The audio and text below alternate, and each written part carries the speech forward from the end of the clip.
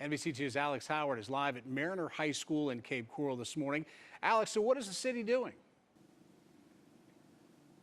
Well, Clay, right now the city says they're not doing anything but monitoring this possible tropical storm. However, if you drive around the city, you don't have to look far to find storm drains like this one, clogged with debris and leaves like this. And I want to show you just over here on the other side of this street, actually, because we've got one storm drain right here that's so clogged with debris, you can't even get through to the grate and see where the water can go through. Now, that home has since been boarded up, but I do want to show you this car.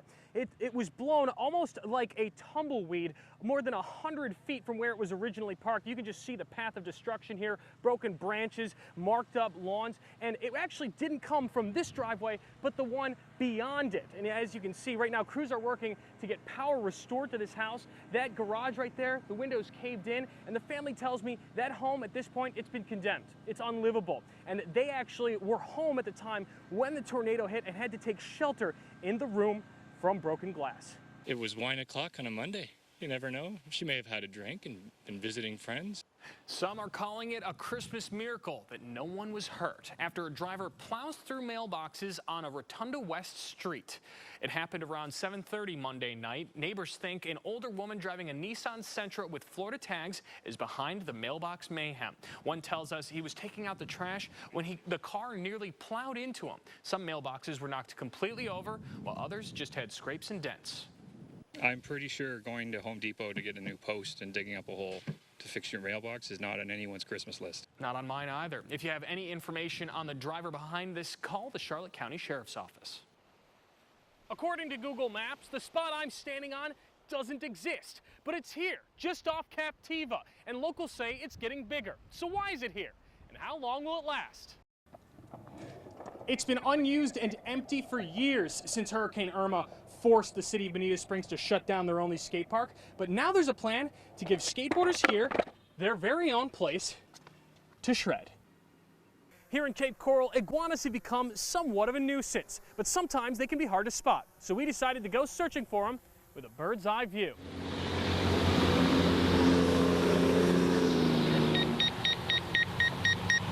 It's a problem most other places in Lee County have already addressed. Scammers looking to steal your hard-earned cash through a simple swipe at the pump.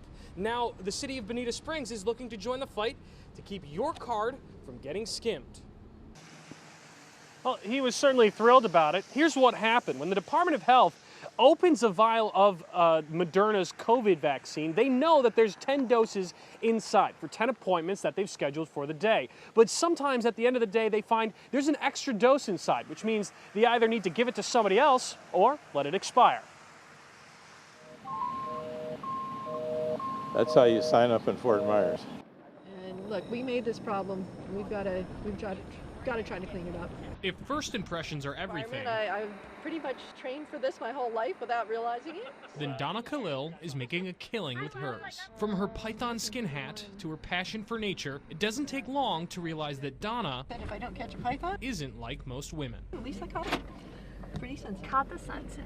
Atop Donna's custom-made python perch, armed with only flashlights, photojournalist Allison Hickey and I get a first-hand look at what a girls' night out is like with Donna. Yeah, I'm a bit competitive. I like to keep my numbers up. I like to try to stay in the top 5. She's the one and only woman licensed by the South Florida Water Management District to hunt deadly Burmese pythons. I'm not as strong as the big guys that are out here, 220 pounds. But what she lacks in size, she more than makes up with finesse.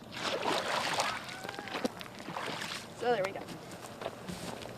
So, and then you want to hold his tail because first of all, he will try to bite you. Less than 20 minutes into our hunt, Donna finds her first snake. As it fights, she remains calm and collected. I try not to look in his eye because I know what I have to do later. A quick pick, and the snake goes in the bag. And the little hissy fit that was the 2,671st python caught for South Florida Water Management. Out in the Everglades, we watch Donna exchange a laugh and a few hunting stories with a fellow hunter. He thinks of her as a mentor. I go Python Road, and so where did I go?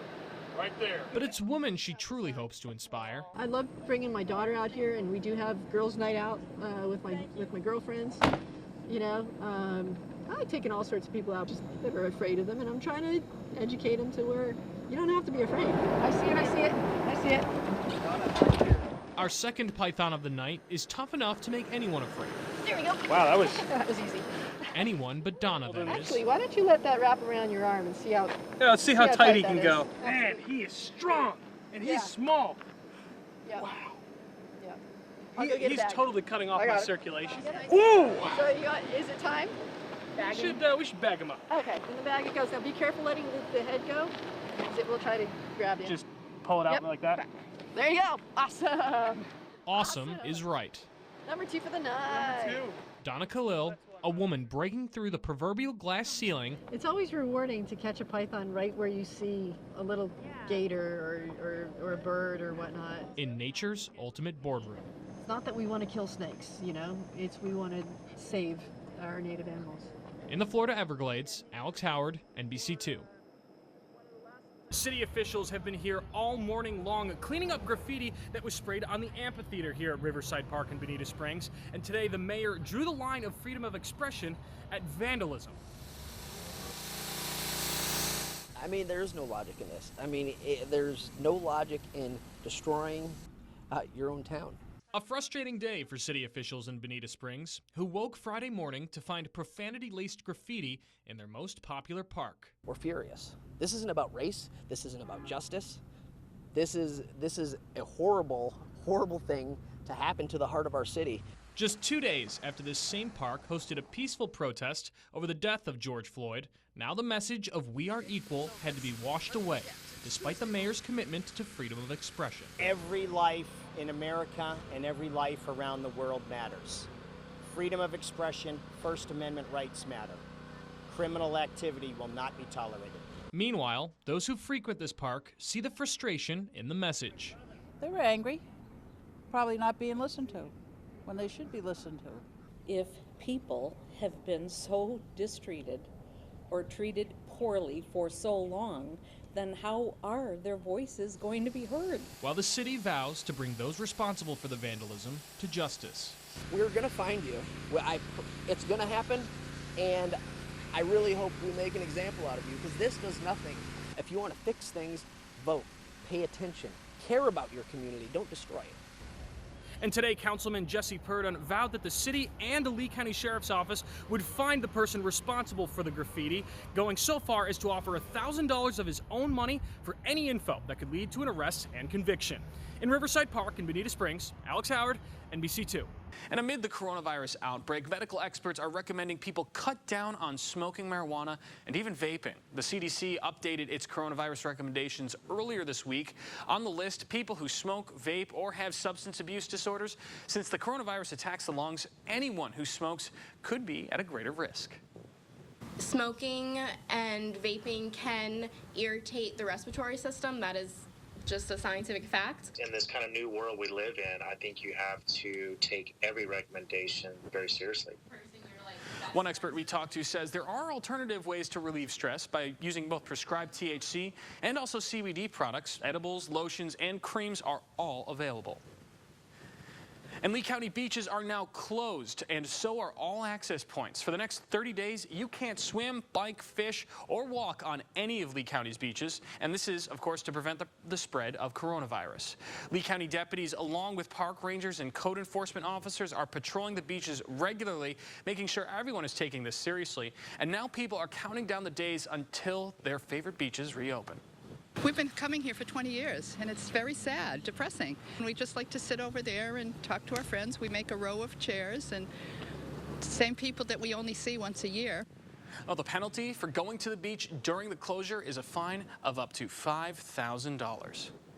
And people in Charlotte County are enjoying their last day in the sand before their beaches get shut down tomorrow at 6 a.m. This includes Englewood Beach and Port Charlotte Beach. The Charlotte County Sheriff's Office will be enforcing the closure, and all boat ramps in the county, however, will remain open.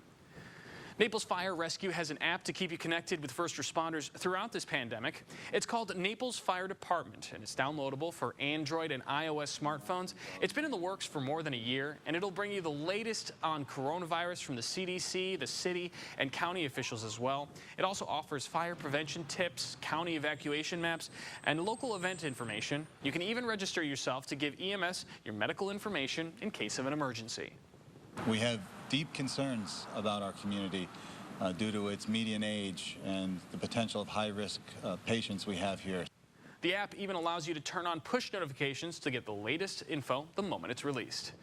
It's your last chance to enjoy a meal inside the Farmers Market restaurant in Fort Myers due to the fact that they have to close for 30 days because of the coronavirus outbreak. ABC's Megan Miller is there right now getting you more on what's next for Lee County's longest operating restaurant. Good morning, Megan.